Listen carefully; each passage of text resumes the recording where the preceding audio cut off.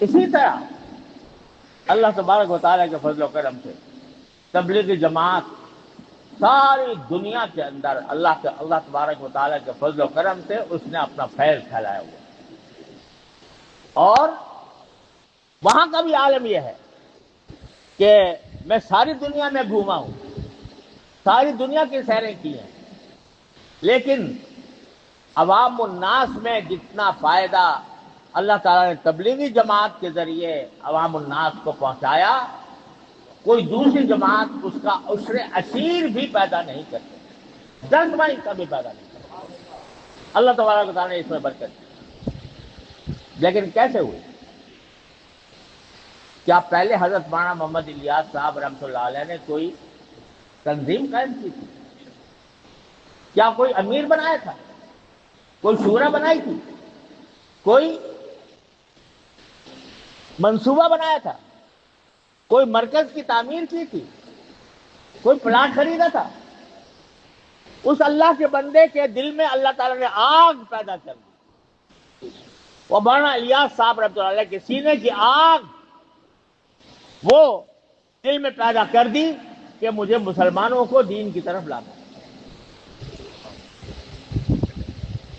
اکیلا آدمی، اس وقت تو اکیلے ہی تھے نا، اکیلے ہی تھے نہیں تھے، پہلے سے کوئی منصوبہ بنایا تھا، پہلے سے کوئی کمیٹی قائم کی تھی، پہلے سے کوئی رپورٹ بنائی تھی، پہلے سے کوئی بجٹ بنایا تھا؟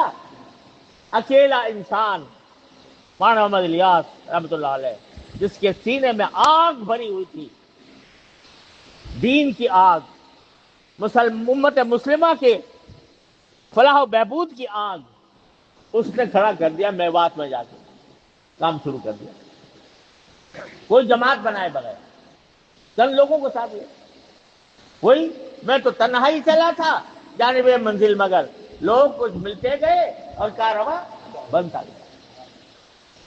اللہ تبارک و تعالیٰ نے ٹھیک ہے، اصل مقصود تو دعوت تھا نا، اصل مقصود اپنی اصلاح تھی، اصل مقصود دین کی طرف جانا تھا، دین کی طرف بلانا تھا، اس مقصود کو لے کر کھڑے ہو گئے اس فکر میں کہ پہلے سے کوئی کمیٹی بنائے، پہلے سے مجلس بنائے، پہلے سے مشورہ بنائے، پہلے سے امیر متعین کرے، کچھ بھی نہیں، کام شروع کر دیا۔ کام میں چونکہ اخلاص تھا، للہیت تھی، سوائے اللہ کے کوئی اور مقصود نہیں تھا، شہرت مقصود نہیں تھی، نام و نمود مقصود نہیں تھا، یہ نہیں تھا کہ میرا نام ہو جائے ساری دنیا کے اندر، ساری دنیا میرے قصیدے پڑھا کرے، میری تعریفیں کیا کرے، یہ نہیں تھا۔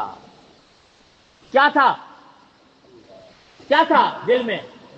اللہ کے سامنے میں جا کر جواب دہ ہو سکوں کہ اللہ میں نے اپنے دین کے بچانے کے لیے جو میرے بس میں تھا وہ کر دیا۔ یہ تھا نا مقصود، یا کوئی اور تھا؟ یہ مقصود تھا۔ کوئی جماعت مقصود تھی، کوئی انجمن، کوئی تنظیم، کوئی صدر، کوئی سیکریٹری، کوئی بجٹ، کچھ نہیں، اکیلے کھڑے ہو گئے۔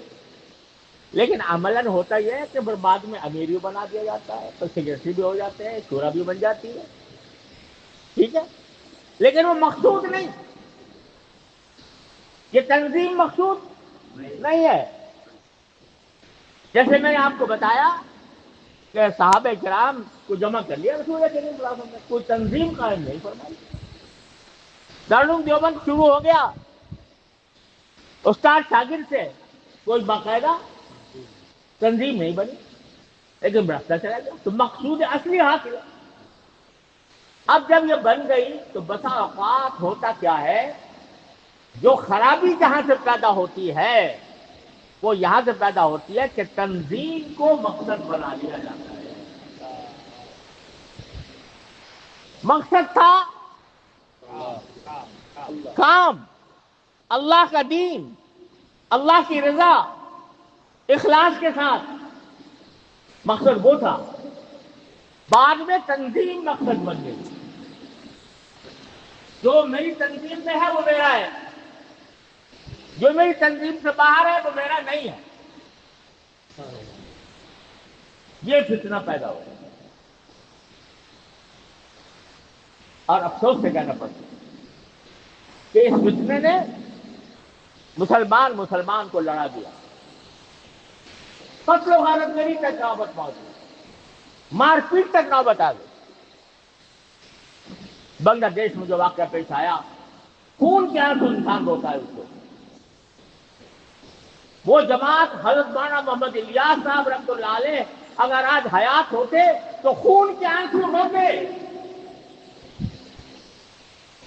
اس واقعے کے اوپر جو پیش آیا۔ انہوں نے تو کوئی نہ ان کو امارت کی خواہش تھی، نہ ان کو شورا کی خواہش تھی، نہ ان کو کسی اور تنظیم کی خواہش تھی، وہ تو کام لے کر آئے۔ اگر تنظیمیں بٹ گئی، تنظیم بٹ گئی، بٹنے دو۔ اگر بٹ گئی ہے، ہم نے کوشش کی شروع میں کہ یہ بٹوارا نہ ہو، لیکن افسوس ہے کہ نہیں ہو سکتا۔ ہو گیا تو اب بتاؤ تنظیم مقصود ہے یا کام مقصود ہے؟ ایک بات کہو مجھ سے، بتاؤ کام مقصود ہے؟ نعرہ تکبیر، نعرہ تکبیر۔ کام مقصود ہے یا کسی بھی خاص جماعت کے ساتھ منسلک ہونا مقصود ہے؟ کام مقصود ہے، کام مقصود۔ اگر کام مقصود ہے تو خدا کے لیے تفریق بٹاؤ۔ جو کوئی اللہ کا نام لے، جو کوئی اللہ کے دین کی طرف دعوت دے، اس کو خوش آمدید کہو، اس کو اپنا سمجھو، اس کے ساتھ محبت کا معاملہ کرو، اس کے ساتھ دشمنی مت رکھو۔ کیا اس بنا پر لڑو گے؟ حکم تو اقرا کا ہے نا بھائی، حکم کا ہے اقرا۔ کیا پڑھو؟ دین پڑھو۔ کوئی اگر فضائل اعمال پڑھتا ہے وہ پڑھے، کوئی منتخب احادیث پڑھتا ہے وہ پڑھے، وہ بھی اقرا یہ بھی اقرا۔ تو اگر تھوڑا سا طریقے میں فرق ہے اس کو گوارا کر لو، لیکن مسلمانوں کے درمیان تفریق وہ چیز ہے جس کو سرکار دو عالم صلی اللہ علیہ وسلم نے زندگی بھر کبھی گوارا نہیں۔ اگر کوئی شخص مجھ سے دین سیکھنا چاہتا ہے، مجھ سے، میں یہ چاہوں کہ یہ مجھ سے سیکھے، دوسرے سے کے بات نہیں جائے۔ میں یہ چاہوں کہ مولانا عارف بھائی، ان کے پاس 2-4 آدمی آتے ہیں دین سیکھنے کے لیے، میں کہتا ہوں یار دین کو یہاں سے تو میرے پاس آ،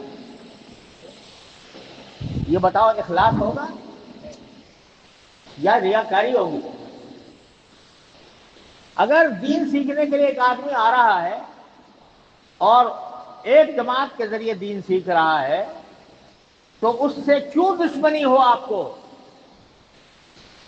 اگر آپ کو ذریعہ ہوتا ہے تو وہ بھی آپ کا کام کر رہا ہے، وہ کر رہا ہے تو وہ بھی آپ کا کام کر رہا ہے۔ صحابہ کرام رضی اللہ تعالی عنہم اجمعین کے بارے میں حضرات تابعین فرماتے ہیں کہ بہت سے صحابہ کرام سے ہم جاتے تھے مسئلہ پوچھنے کے لیے، تو وہ کہتے تھے بھائی فلاں پاس وہ بڑا زیادہ بڑا عالم ہے، آپ اس سے پوچھیں۔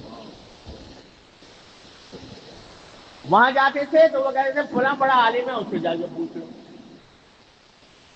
بعض اوقات گھوم پھر کے پھر پہلے آدمی کے پاس ہم آتے ہیں کہ جی وہ تو سب یہ کہہ رہے ہیں کہ آپ ہی بتائیں، تو پھر ان کو مسئلہ بتاتے۔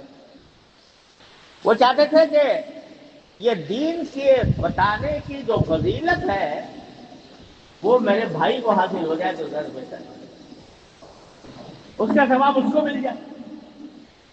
اس کے آج دنیا بن گئی ہے کریڈٹ کی، کریڈٹ لینا ہے، چہرہ کس کے سر بندے، کس کا نام لیا جائے کہ اس نے بہت بڑا کارنامہ انجام دے دیا۔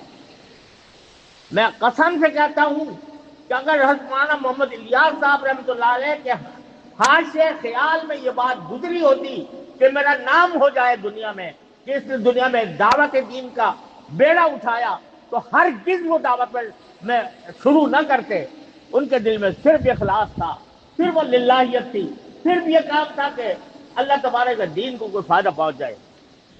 آج ہم اس فکر میں پڑ گئے کہ جو ہماری پسندیدہ تنظیم ہے اس میں آتا ہے وہ میرا ہے، دوسری تنظیم میں جاتا ہے وہ میرا نہیں ہے، وہ دشمن ہے میرا، وہ مخالف ہے، ضرورت پڑی تو لڑوں گا اس سے، ہاتھ پائی بھی کروں گا، لڑائی بھی کروں گا، اگر ضرورت پڑی قتل بھی کر دوں گا، اعوذ باللہ العلی العظیم۔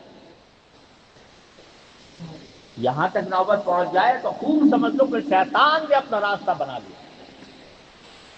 جب یہاں تک راستہ پہنچ جائے، مسلمان کے خلاف قتل و قتال پر آمادہ ہو جائے، سمجھ لو کہ شیطان نے ان کے اندر راستہ بنا لیا۔ وہ صحابہ کرام تھے رضی اللہ تعالیٰ اجمعین، جن کو نبی کریم صلی اللہ علیہ وسلم کی صحبت حاصل تھی کہ وہ آپس میں قتل و قتال کے باوجود صحابی رہے۔ کیوں؟ اس لیے کہ نیتیں دونوں کی خالص تھیں۔ لیکن ہمارے دور میں قتل و قتال مسلمان کے درمیان، ایک آدمی دوسرے پر پتھر اٹھائے، دوسرے پر تلوار اٹھائے، دوسرے پر گولی چلائے، دوسرے کو دھکا دے، دوسرے کو گرائے، یہ سوائے شیطان کے اور کسی کا کام نہیں ہو سکتا۔ تو میرے بھائیوں عزیزوں، آج مجھے یہ بات کرنے کا آپ کے سامنے موقع مل گیا۔ میرے علم میں اس بات لائی گئی کہ الحمدللہ اس اجتماع میں دونوں قسم کے حضرات موجود ہیں۔ الحمدللہ یہ سن کر مجھے بہت خوشی ہوئی کہ کوئی ایک ایسی جگہ ہوئی جہاں پر دونوں قسم کے حضرات جمع ہیں، اللہ کے لیے جمع ہیں، اللہ کے دین کے لیے جمع ہیں، اللہ تعالیٰ کے دین کی نصرت کے لیے جمع ہیں۔ انشاءاللہ اس پر برکتیں نازل ہوں گی، رحمتیں نازل ہوں گی، اور اپنے دلوں سے یہ کینہ نکالیے، اپنے دلوں سے یہ بغض ختم کیجئے، یہ ایک دوسرے کے خلاف بہادرائی کا سلسلہ بند کیجئے، اور سمجھیے کہ چلو ہم الگ ہو گئے ہیں، لیکن جو اصل مقصود ہے اس میں ہم متحد ہیں، وہ ہے اقرأ باسم ربک الذی خلق۔ لیکن بس خلاصہ یہ ہے، اقرأ کو مضبوطی سے پکڑ لو، اقرأ کو مضبوطی سے پکڑ لو، دین پڑھو، دین پڑھاؤ، دین پہنچاؤ، لوگوں کو دین کے قریب لاؤ۔